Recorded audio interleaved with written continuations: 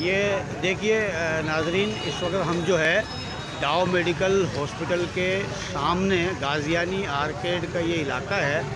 और ये यहाँ पर देखें अवाम का जम्मे गफ़ीर और देखने में नज़र आ रहा है कि यहाँ लोगों ने कितना सोशल डिस्टेंस को बरकरार रखा हुआ है और कोरोना से मुताल्लिक जो है वो कितनी एहतियात चल रही है यहाँ पर। और ये इतना आवाम का जो रश है और उसकी सरासर वजह सिर्फ ये है कि तमाम मार्केटें बंद हैं, जिसकी वजह से छोटे इलाकों की इन मार्केट में आवाम का बेपनाह रश है और लोग एक दूसरे से आपस में टकरा कर चल रहे हैं। ये देखें, ये मैं आपको दिखाता हूँ, कैमरा इस तरफ घुमाता हूँ।